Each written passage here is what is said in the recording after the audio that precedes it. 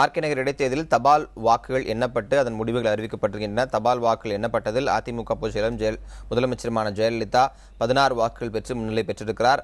அடுத்தடுத்த கட்ட நிலவரங்கள் அடுத்தடுத்த நிமிடங்களில் தெரிய வரும் என எதிர்பார்க்கப்படுகிறது. அதுக்கு முன்பாக நாம் சிறப்பு விவாதத்தை தொடரலாம். சரஸ்வதி, உங்களிடமிருந்தே ஆரம்பிக்கலாம்னு நினைக்கிறேன். இந்த இடைத்தேர்தல் வாக்கு எண்ணிக்கை நிலவரங்கள் வெற்றி இப்படி அடுத்தடுத்த விஷயங்களுக்கு போகிறதுக்கு முன்னாடி எவ்வளவு தூரம் பொலிட்டிக்கலி சிக்னிஃபிகண்டாக இந்த விஷயத்தை அரசியல் ரீதியாக இன்னும் சொல்லப்போனால் அதிமுகவிற்கு ஒரு முக்கியமான காலகட்டமாக இந்த இடைத்தேர்தலை பார்க்கலாமா? அதாவது முக்கியமான காலகட்டம்னு சொல்றதை விட மக்கள் தீர்ப்பு எவ்வளவு மகத்தான தீர்ப்பு தரப்போகுது இந்த தேர்தலுங்கிறது தான் இந்த தேர்தலோட ரிசல்ட்டாக இருக்க போகுது. ஒரு மக்கள் தான் யாரையுமே ஒரு ஆட்சி கொண்டு வந்து உட்கார வைக்கிறது மக்கள் தான். அதனால தான் பேரறிஞர் அண்ணாவும் சரி, புரட்சித் தலைவரும் சரி, மக்கள் தீர்ப்பு மகேசன் தீர்ப்பு அதைத்தான் இன்னைக்கு அம்மாவும் ஃபாலோ பண்ணுறாங்க. மக்கள் ஆட்சின்னு சொல்கிற காரணமே அதான். ஸோ இந்த தேர்தலில் வாக்களிக்கும் மக்கள் எந்த அளவுக்கு இன்னைக்கு அதிமுகவை நேசிக்கிறாங்க, மாண்புமிகு முதலமைச்சர் அம்மாவை நேசிக்கிறாங்க என்பது இந்த தேர்தலுடைய முடிவில் மக்கள் உணர்த்த போறாங்க. அதுதான் இந்த தேர்தலுடைய சிறப்பம்சமே. முதலமைச்சரே நேரடியாக களத்தில் நிற்பதால் வெற்றி என்பது எளிது. ஆனால் அந்த மார்ஜினை இன்க்ரீஸ் பண்றதுல எங்களுடைய கவனம் இருக்கிறது அப்படின்னு அதிமுக நிர்வாகிகள் தொடர்ந்து களத்தில் பணியாற்றினாங்க, ரொம்ப தீவிரமாக பணியாற்றினார்கள். அப்படிங்கும்போது அதிமுக தொண்டர்கள் தவிர்த்தவர்களுக்கு வெற்றி என்பது ஏற்கனவே தெரிந்த விஷயம் அப்படின்னு சொல்லப்பட்டாலும் உங்களை போன்ற நிர்வாகிகளுக்கு அந்த மார்ஜின் அப்படிங்கிறதுல ஒரு ப்ரெஷர் இருந்துட்டே இருக்கா? ப்ரெஷர்னு கிடையாதுங்க, அதை நாங்கள் ஒரு சந்தோஷமா செஞ்சோம். எந்த கட்சியுமே தலைமை ஒரு தேர்தலில் போட்டியிடும் போது அந்த கட்சி தொண்டர்கள், நான் எப்பவுமே சொல்றதுதான், நீங்க மந்திரிகள், எம்பிக்கள், எம்எல்ஏக்கள் எல்லாம் மறந்துடுங்க.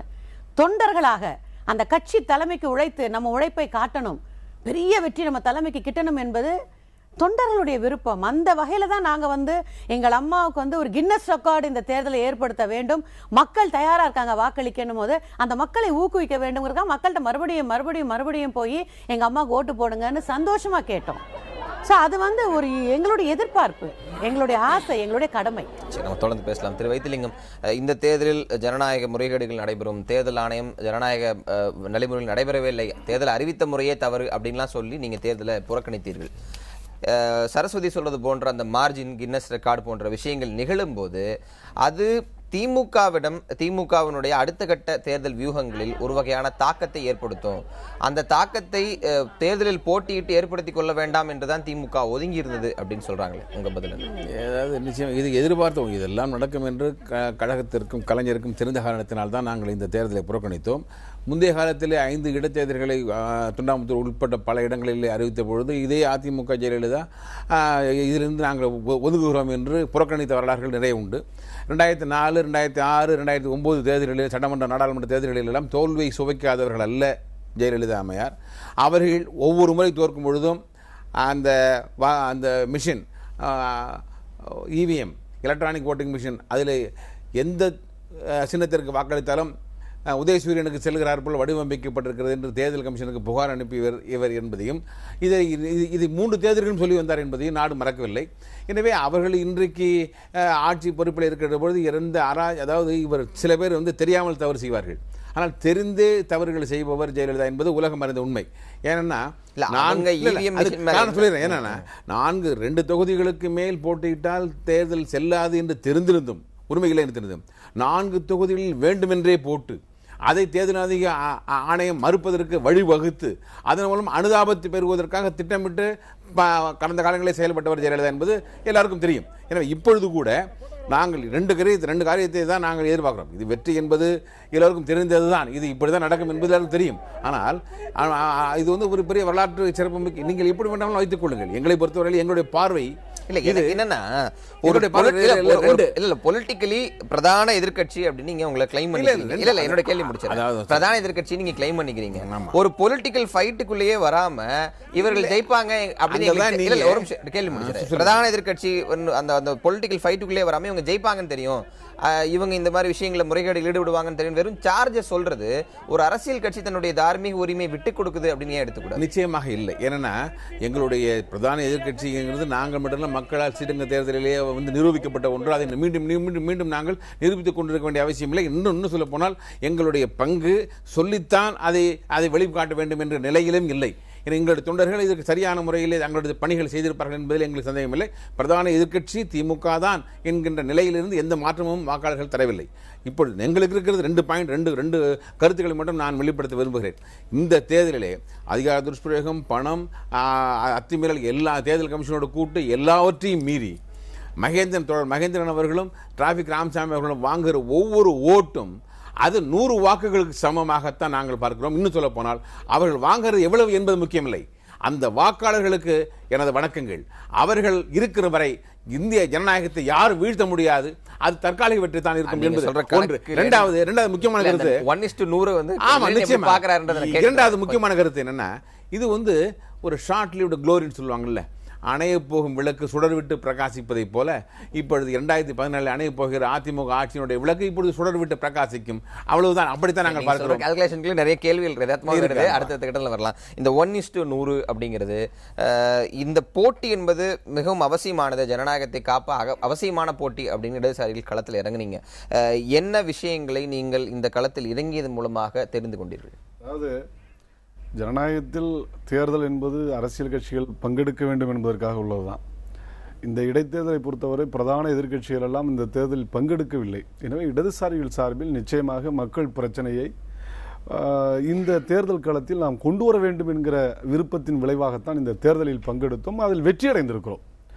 ஆர்கே நகர் தொகுதி தொடர்ந்து புறக்கணிக்கப்பட்ட பகுதியாக இருந்தது. வட சென்னை புறக்கணிக்கப்பட்ட பகுதி, குப்பைகளின் தொகுதியாக அது மாற்றப்பட்டது. தொற்று நோய்களினுடைய பிறப்பிடமாக அது மாறியது. இவையெல்லாம் இந்த தேர்தல் பிரச்சாரத்தில் நாங்கள் கொண்டு வந்த காரணத்தால் தான் இன்றைக்கு அவையெல்லாம் மக்கள் மத்தியில் மட்டுமல்ல பொது விழிப்பே வந்திருக்கிறது. அதிமுக பொதுச் செயலர் மற்றும் முதலமைச்சருமான ஜெயலலிதா அவர்கள் இல்லம் அமைந்திருக்கூடிய போயஸ் ஹோட்டலத்தில் முன்னிலை நிலவரங்கள் தெரிந்தவுடன் அதிமுக தொண்டர்கள் பட்டாசில் வெடிக்கக்கூடிய அந்த நேரடி காட்சியில் தற்போது வந்து கொண்டிருக்கிறார். செய்தியாளர் ஸ்டாலின் தற்போது நம்முடைய இணைப்பில் இருக்கிறார். ஸ்டாலின், தற்போது அங்கு முக்கிய நிர்வாகிகள் யாரும் வந்திருக்கிறார்களா? அங்க இருக்கக்கூடிய கள நிலவரம் என்ன ஸ்டாலின்?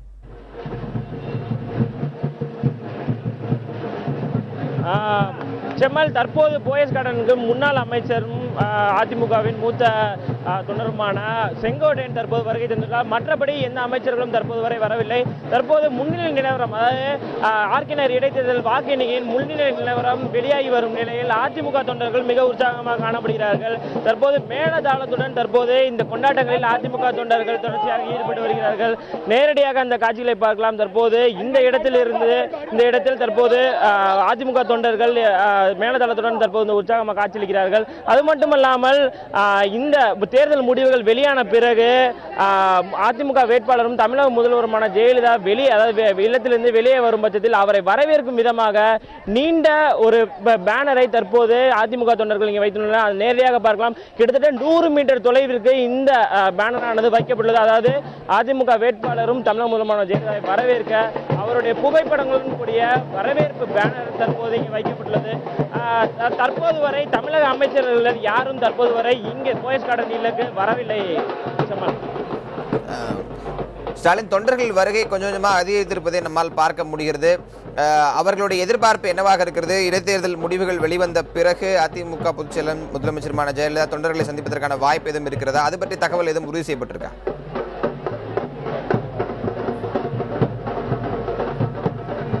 செம்மல், அதாவது இடைத்தேர்தல் ஆகட்டும் பொதுத் தேர்தல் ஆகட்டும் அதிமுக வெற்றி பெறும் பட்சத்தில் அதிமுக பொதுச் செயலர் ஜெயலலிதா வெளியே வந்து தொண்டர்களை பொதுவாக சந்திப்பார். அந்த ஏற்பாடுகள் தற்போது வரை அதற்கான அதிகாரப்பூர்வ தகவல்கள் தற்போது வரை கிடைக்கவில்லை. ஆனால் இந்த முடிவுகள் வெளியான பிறகு தொண்டர்களை சந்திப்பதற்கான வாய்ப்பு எப்படி உள்ளது என்பது தொண்டர்கள் வந்து முதல்வரை சந்திப்பதற்கான வாய்ப்புகள் உள்ளதாக தான் கருதப்படுகிறது. அதாவது மற்றபடி இந்த ஆர்கே நகர் இடைத்தேர்தலை பொறுத்தவரை முதன்முறையாக சென்னை மாவட்டத்தில் தமிழக முதல்வரும் அதிமுக பொதுச்செயலாளரும் நிற்பதால் சென்னை அதிமுக தொண்டர்கள் மிக உற்சாகமாக தான் காணப்படுகிறார்கள். அதாவது வடசென்னையின் முக்கியமான பகுதியாக ஆர்கே நகர் தொகுதி பார்க்கப்படுகிறது. வடசென்னையை பொறுத்தவரை அதிகம் புறக்கணிக்கப்பட்ட பகுதியாக ஒரு குற்றச்சாட்டு பரவலாக இருந்து வரும் நிலையில் சென்னை மாவட்டத்தில் ஆர்கே நகர் தொகுதியில் தமிழக முதல்வர் போட்டியிடுவது சென்னை தொண்டர்களிடையே மிக உற்சாகத்தை ஏற்படுத்தியுள்ளது என்று சொல்ல வேண்டும். வரலாறு காணாத வெற்றியை தங்களது தலைமைக்கு தர வேண்டும் என்ற முனைப்பில் அதிமுக தொண்டர்கள் தொடர்ந்து பிரச்சாரத்தில் ஈடுபட்டு வந்தார்கள். அந்த முனைப்பை தற்போது இந்த முடிவு வெளியாகும் பட்சத்தில் அதிமுக வேட்பாளர் வெற்றி பெறும் பட்சத்தில் நிச்சயமாக அதிமுக தொண்டர்கள் ஒரு மிக உற்சாகத்தை தரும் என்று எதிர்பார்க்கப்படுகிறது. ஸ்டாலின் தொடர்ந்து இணைப்பில் இருக்க. அடுத்ததாக ரமேஷ் அதிமுக தலைமை அலுவலகம் இருக்கும் இந்த லாய்ட் சாலையில் இருக்கிறார், அவரிடம் பேசலாம். ரமேஷ், தற்போது அதிமுக தலைமை அலுவலகத்தில் என்ன மாதிரியான ஏற்பாடுகள் செய்யப்பட்டு வருகின்றன? தொண்டர்கள் வருகை எப்படி இருக்கு? நாம தற்போது இந்த அதிமுக தலைமை அலுவலகத்தில் இருக்கிறோம் செம்மல். இங்கே காலையில் இருந்தே தொண்டர்கள் வருகை அதிகரித்து வருகிறது. இங்கு அது மட்டும் இல்லாமல் ஒலிபெருக்கியின் வாயிலாக வாக்கு எண்ணிக்கை நிலவரங்களை அறிவித்துக் கொள்கிறார்கள். அது மட்டும் இல்லாமல் LED திரை அமைக்கப்பட்டிருக்கிறது. அதன் மூலியமாக அவர்கள் நேரடியாக தொலைக்காட்சி மூலியமாக வாக்கு எண்ணிக்கை நிலவரங்களை பார்த்து வருகிறார்கள். அந்த காட்சிகளை தான் நீங்கள் பார்த்துக் கொண்டிருக்கிறீர்கள். அது மட்டும் இல்லாமல் இனிப்புகளை வழங்கி கொண்டிருக்கிறார்கள். தங்களுடைய தலைவர் நிச்சயம் வெற்றி பெறுவார் என்ற எண்ணத்தில் அவர்கள் இனிப்புகளை வழங்கி வருவதை நம்மால் பார்க்க முடியும். பல்வேறு ஊர்களிலிருந்து தொண்டர்கள் குவிந்திருக்கார்கள். குறிப்பாக மகளிர் அணி, இலக்கிய அணி, பல்வேறு அணியை சேர்ந்தவர்கள் இங்கு வந்திருந்தார்கள்.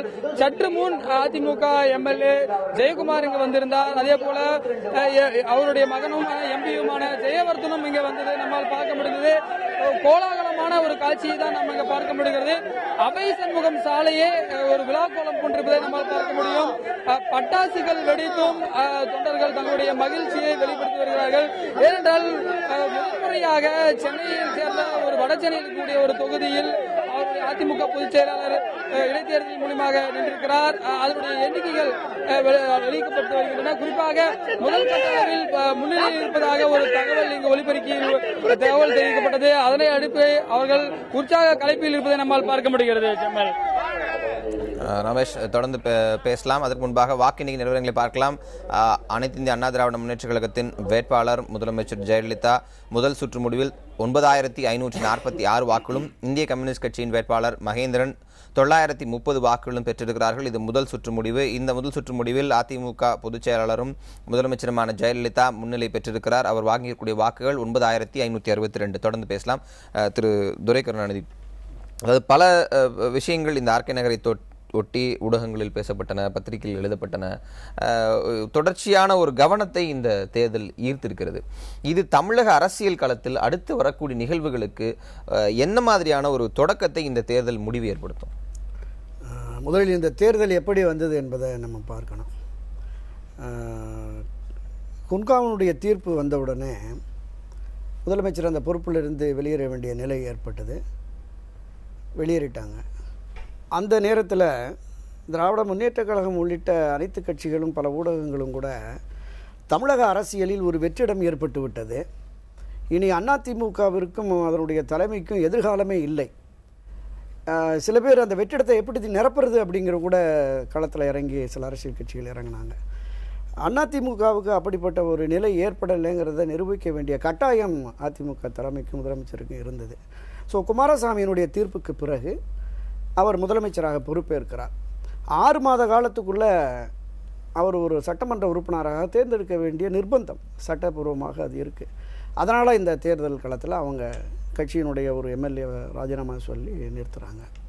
பொதுவாக அதிமுகவை பொறுத்தளவில் ஒரு சாதாரண தொண்டரை வேட்பாளராக போட்டிருந்தால் கூட அந்த கட்சியினுடைய அனைத்து நிர்வாகிகளும், சாதாரண தொண்டரிலிருந்து தலைமை கழகத்து நிர்வாகிகள் அங்கே முகாமிட்டு ஒரு மிகப்பெரிய வெற்றியை ஈட்டணும் அப்படின்னு விரும்புவாங்க. இந்த சமீப காலமாகவே கடந்த 90களுக்கு பிறகு ஆளுங்கட்சியினுடைய வெற்றி ஒரு கௌரவ பிரச்சனையாக மாறிடுச்சு.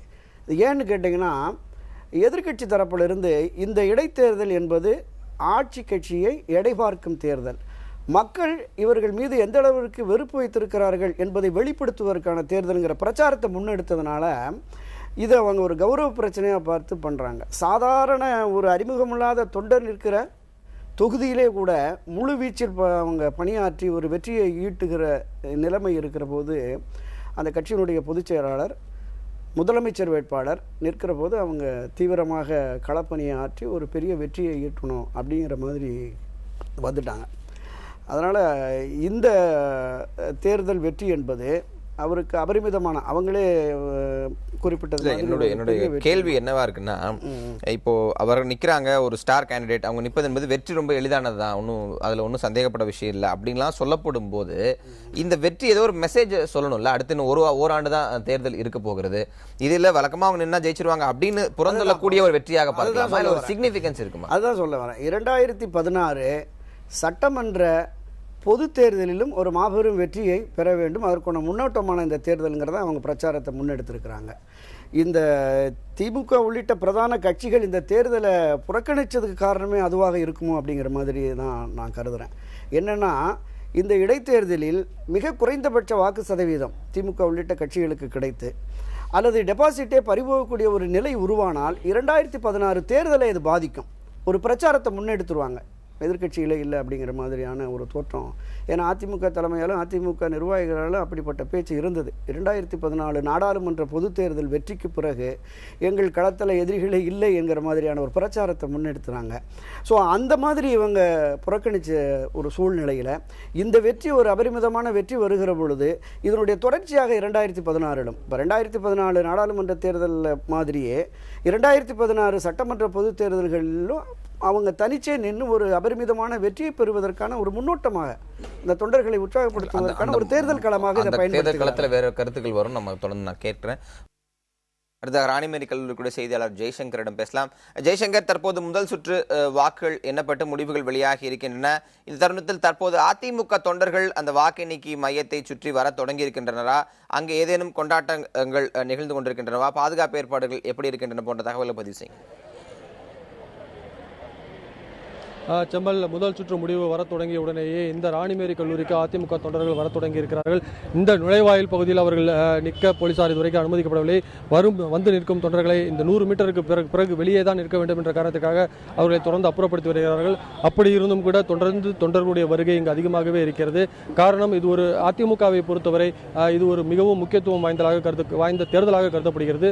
காரணம், சென்னையில் முதல் முறையாக தமிழக முதலமைச்சரும் அதிமுக பொதுச் செயலருமான ஜெயலலிதா அவர்கள் போட்டியிட்டிருக்கிறார். இதற்கு முன்பு அவர் முதல்வரான போதெல்லாம் அவருடைய தொகுதிகள் வெளியே இருந்தது. அதாவது ஆண்டிப்பட்டி, காங்கயம், பர்கூர் என பல்வேறு தென் மாவட்டத்தினுடைய தமிழகத்தினுடைய பிற மாவட்டங்களில் அவர் போட்டியிட்டு வெற்றி பெறுகிறார். முதல் முறையாக அவர் சென்னையிலிருந்து இந்த தேர்தலில் தேர்ந்தெடுக்கப்படுவார் என்ற எதிர்பார்ப்பு அதிமுக தொண்டர்களே இருக்கிறது. அதோடு இந்த தேர்தலில் அவர் வெற்றி பெற்றால் அடுத்த மே வரை அவர் முதல்வராக தொடர்வார் என்ற நம்பிக்கையும் அதிமுகவினர் மத்தியிலே இருக்கிறது. ஒருவேளை இந்த தேர்தலில் வெற்றி பெறாமல் போனால் இது அடுத்த தேர்தல் விரைவில் அடுத்த மீண்டும் ஒரு இடைத்தேர்தல் நடத்துவதற்கு வாய்ப்பில்லை என்ற காரணத்தால் அதிமுகவினர் இந்த தேர்தலுடைய இந்த வெற்றியை மிகுந்த ஆவலோடு எதிர்பார்த்து காத்திருக்கிறார்கள் என்றுதான் சொல்ல வேண்டும். செம்மல், ஜெய்சங்கர், தொடர்ந்து பேசலாம். அடுத்தடுத்த கட்ட தகவலுக்கு மீண்டும் உங்களை தொடர்பு கொள்கிறேன். தற்போது நிலவரப்படி முதல் சுற்று வாக்கு எண்ணிக்கை முடிவில் அதிமுக பொதுச் செயலாளரும் முதலமைச்சருமான ஜெயலலிதா 9562 வாக்குகளும், இந்திய கம்யூனிஸ்ட் வேட்பாளர் மகேந்திரன் 930 வாக்குகளும் பெற்றிருக்கிறார்கள். அடுத்தடுத்த கட்ட நிலவரங்களுக்கு செல்வதற்கு முன்பாக வார்த்தை மீண்டும் தொடரலாம். சரஸ்வதி, அதாவது இந்த தேர்தலில் பல முறைகேடுகள் இருக்கும் அப்படின்லாம் எதிர்க்கட்சிகள் குற்றம் சுமத்தி வந்த சூழலில் மற்ற இடைத்தேர்தலில் ஒப்பிடும்போது பணம் பிடிபட்டதோ இல்லை வேறு விஷயங்கள் நடந்தது, ஒரு அதிகார துஷ்பிரயோகம் நடந்தது போன்ற விஷயங்கள் எல்லாம் பெருமளவு வெளியே வரவில்லை. ஆனால் அந்த தேர்தல் நடந்த அன்று 12 மணிக்கு மேல் முழு அதிகார துஷ்பிரயோகம் நடந்தன, வாக்கு மையங்கள் கைப்பற்றப்பட்டன, ஒரு வாக்கு மையத்தில் ரீபோலிங் கூட ஆர்டர் பண்ணுறதுக்கான ஒரு சூழல்லாம் ஏற்பட்டது அப்படின்னு சொல்லும்போது மற்ற இடைத்தேர்தல்கள் ஒருபுறம், இது ஒரு ஸ்டார் வேல்யூ இருக்கக்கூடிய ஒரு இடைத்தேர்தலில் கூட வாக்கு மையங்களை கைப்பற்ற வேண்டிய தேவைகளோ இல்லை இது போன்ற விஷயங்களோ அதிமுகவிற்கு ஏற்பட்டிருக்காங்க. அப்படி ஒன்று நடந்தாதானே நான் உங்களுக்கு பதில் சொல்ல முடியும். அப்படி எதுவும் நடக்க வேண்டிய அவசியமோ சூழ்நிலையோ எங்களுக்கு இல்லை. ஏன்னா நிற்கிறதே அண்ணா திராவிட முன்னேற்ற கழகம் ஒரு மிகப்பெரிய இயக்கம். இன்றைக்கு கிட்டத்தட்ட 65% வாக்கு வங்கி அம்மாவுக்கு அதிகரிச்சிருக்கு. நாடாளுமன்ற தேர்தலே அதை நிரூபிச்சாச்சு. ஒரு இந்திய அரசியல் வரலாற்றில் ஒரு இயக்கம் தனியாக நின்று 39 தொகுதியில் போட்டியிட்டு கூட்டணி இல்லாமல் 37 தொகுதிகளை வென்று இந்தியாவின் 3வது மிகப்பெரிய இயக்கமாக இன்னைக்கு அம்மா அவர்கள் அண்ணா திராவிட முன்னேற்ற கழகத்தை மாற்றியிருக்காங்க. எங்களுக்கு அதிகார துஷ்பிரயோகம் செய்ய வேண்டிய வேலையோ பூத் கேப்சரோ எதுவுமே செய்ய வேண்டிய அவசியம் உங்களுக்கு இல்லை. நான் பார்த்தேன், 5 முறை வென்ற தொகுதி அங்கே ஆர்கே நகர். வேற யாரையோ அம்மா கை காட்டும் போதே ஜெயிக்க வைத்த மக்கள் அம்மாவே அங்கே நிற்கும் போது எப்பேற்பட்ட வரவேற்பை கொடுப்பாங்க. எல்லாமே நியாயப்படி நடந்தது, எல்லாமே முறையாக நடந்தது. எந்த விதமான எதிர்கட்சிகள் நிற்கவும் இல்லை, நிக்காம இருக்கும் போது ஏதாவது பத்திரிகையில இன்றைய எதிர்க்கட்சி என்ன சொல்லுதுன்னு கேட்போம். இந்த இடைத்தேர்தலில் நான் சொன்ன விஷயங்கள் அடிப்படையில் இந்த குற்றச்சாட்டுகள் எல்லாம் மகேந்திரன் வைத்த குற்றச்சாட்டுகள் தான். ஆனா அது எதுவுமே நடக்கல, ரொம்ப எளிதா நடந்த விஷயத்தை எதிர்க்கட்சிகள் பெரிதாக்குகிறார்கள், அதாவது தேவையற்ற விஷயங்களை சொல்றாங்கன்னு அரசு சொல்றாங்க. உங்க கருத்து இல்ல, நீங்க முன்னுரையில சொன்னதையே எனக்கு உடன்பாடு இல்லை. ஏன்னா முரண்பாடுகள் மொத்தமாக தான் அந்த தேர்தலே பார்க்குறேன். அதாவது தேர்தல் அறிவிக்கப்பட்ட பிறகு மாநகராட்சி மற்றதும் அங்கே மேற்கொண்ட சாலை போடுதல் போன்ற பணிகள், குடிநீர் வழங்குவதற்கான பணிகள், இவையெல்லாம் முழு வீச்சில் கடைசி வரை பட்ட பகலிலே நடந்தது. ஒளிவு முறைவாக இல்லை. அதெல்லாம் படம் எடுத்து நாங்கள் இப்போ முகநூலில் நிறைய போட்டிருக்கிறோம். இது மிக முக்கியமானது. அதற்கு அடுத்து பார்க்குற போது நீங்கள் ஒவ்வொரு தெருவும் முற்றுகையிட்டு இருந்தார்கள். ஒவ்வொரு தெருவும் 10 குடும்பமும் முற்றுகைக்கு உள்ளாயிருந்தது. நாங்கள் பிரச்சாரம் அது ஒரு பெரிய இயக்கம் தான், முதல்வரே வேட்பாளர், அந்த அந்த அந்த விஷயங்களில் எங்களுக்கு மாறுபட்ட கருத்து இல்லை. ஆனால் முதல்வரே வேட்பாளராக இருக்க வேண்டிய ஒரு தேர்தல் களத்தில் இருக்க வேண்டிய இடத்தில் எவ்வளவு பொறுப்புணர்வோடு அதிமுகவினர் நடந்து கொள்ள வேண்டும் என்பதையும் நீங்கள், அதுதான் ஜனநாயகத்தினுடைய ஆரோக்கியத்துக்கு ரொம்ப அடிப்படையானதாக பார்க்குறேன். அந்த மாதிரி நடந்துக்கல. அப்போ என்ன வந்தது? பணப்பட்டுவாடா உங்கள் இணையதளங்களில் பலது வந்திருக்குது. பணப்பட்டுவாடா மட்டுமல்ல, சேலை, அதே மாதிரி வேட்டி, இவையெல்லாம் கூட பணம் அவர்கள் எதிர்பார்க்கவும் இல்லை, நாங்கள் பணம் கொடுக்கவும் இல்லை. அந்த நிலையில் அண்ணா திராவிட முன்னேற்ற கழகத்தில் இல்லை. இவையெல்லாம் நடந்தது. நானே நேரடியாக சுற்றுப்பயணம் செய்து சில பிரச்சனைகளை போட்டோ எடுத்திருக்கிறேன். அன்று வந்து வாகனங்களில் வாக்காளர்கள் வந்தார்கள். வாகனங்கள் 12 மணிக்கு மேலே அங்காங்கே நிறுத்தி வைக்கப்பட்டு எங்கிருந்தோ மக்கள் சாரை சாரையாக அழைத்து வரப்பட்டு அனைத்து கேமராக்களையும் திருப்பி விட்டுட்டு பூத்துல நேரடியாக சென்று வாக்களித்தார்களே, அதனுடைய விளைவு தான் ஒரு பானை சோற்றுக்கு ஒரு சோறு பதம் என்பது போல 181வது வாக்குச்சாவடியில் நடந்திருக்கிற மறு தேர்தல் என்பதை நான் ஆழமாக பதிவு செய்ய விரும்புகிறேன். நான் சொல்றேன், நீங்க வெற்றி அடைவது உறுதி என்று நாங்களும் சொன்னோம். எங்களுடைய வேட்பாளர் மிக தெளிவா சொன்னார், நாங்கள் வெற்றி அடைந்து விடுவோம் என்று எந்த இடத்தில் நாங்கள் பிரச்சாரம் செய்யல. என்ன சொன்னோம்? வெற்றி தோல்விகளுக்காக மட்டுமே தேர்தல் இல்லை, மக்கள் பிரச்சனை எடுத்து சொல்லுவோம், மக்கள் பிரச்சனையினுடைய முக்கியமான விஷயங்களை எல்லாம் இந்த பிரச்சார காலத்தில் நாங்கள் கொண்டு வருவோம் என்று சொன்னாரே தவிர வெற்றி அடைந்து விடுவோம் என்று எந்த இடத்திலுமே சொல்லல. ஆனால் அதே நேரத்தில் நான் ஒன்றை குறிப்பிட விரும்புகிறேன். இப்படிப்பட்ட நடைமுறைகள், இடைத்தேர்தல் என்றாலே தமிழ்நாட்டில் இடைத்தேர்தல்கள் முறைகேடுகளின் உச்சம் என்கிற அந்த ரெக்கார்டை இன்னும் மீண்டும் ஒரு முறை இந்த என்னுடைய துவக்க உரையில் நான் சொன்ன ஒப்பீடு பிற தேர்தல்கள் ஏற்காடோ இல்லை பிற இடங்களில் கூட ஒரு கோடி ரூபாய் பிடிப்பட்டது, இந்த இடத்துல பொருட்கள் பிடிப்பட்டன அப்படின்னு, இல்லை ஒரு 2 IAS அதிகாரிகள் மாற்றம், இது போன்ற நிகழ்வுகள் எல்லாம் ஆர்கே நகரை ஒப்பிட்டு பார்க்கும் ஒப்பீட்டளவில் நடைபெறவில்லையா, இல்லை அது வெளியே வரலையா அப்படிங்கிறத என்னுடைய கேள்வி. தேர்தல் ஆணையமே முழுக்க அரசின் கட்டுப்பாட்டில், ஆளும் கட்சியின் கட்டுப்பாட்டில் இருந்தது. தேர்தல் ஆணையம் திடீரென்று ஒரு கூட்டத்தை கூட்டியது. அதை நானும் கலந்து கொண்டேன். இந்த தகவல்கள் எல்லாம் சொன்னோம். என்ன சொல்கிறார்கள் என்றால், நாங்கள் கம்ப்ளைண்ட் கொடுத்தா பார்த்துருவோம். ஆனால் இன்னைக்கு என்ன தகவல் தொழில்நுட்ப யுகம், ஆங்காங்கே சர்வேலன்ஸ் போட்டிருக்கிறோம், வீடியோ சர்வேலன்ஸ் இருக்கு, நுண் கண்காணிப்பாளர்கள், இவர்களுடைய ரிப்போர்ட் என்ன, எங்கள் மத்தியில் நீங்கள் அது விளக்குங்கள் என்று கேட்டபோது அமைதியாக இருக்கிறார். ஆக வேண்டுமென்றே ஒரு பொய் தோற்றத்தை உருவாக்கினார்கள். எல்லாம் சரியாக நடப்பதை போல, எல்லாம் கண்காணிப்பதை போல. இவ்வளவு கண்காணிக்கிற போது அங்கே வந்த வாகனங்களின் எண்ணிக்கை என்ன என்று தேர்தல் ஆணையம் சொல்லுமா? நான் சவால் விடுகிறேன். ஒவ்வொரு தெருவிலும் 50 வாகனங்கள், 20 வாகனங்கள், 30 வாகனங்கள், TN1 ஆரம்பித்து தமிழ்நாட்டில் உள்ள மொத்த வாகனங்கள் அங்கே வந்தது. ஒரு பொதுச் செயலாளர், முதல்வர் போட்டியிடுகிறார், வருவார்கள். ஆனால் இவ்வளவு வாகனங்களும் ஒரு குறிப்பிட்ட பகுதியில் தொகுதிக்குள்ளேயே குவிகிறது என்றால், தேர்தல் ஆணையத்துக்கு தெரியாமல் இருக்கும் என்றால் யார் காதில் பூச்சுட்டுவது? எனவேதான் நாங்கள் கேட்கிறோம், இதையெல்லாம் முறைப்படி அவங்க முறைப்படுத்தியிருக்க வேண்டும்.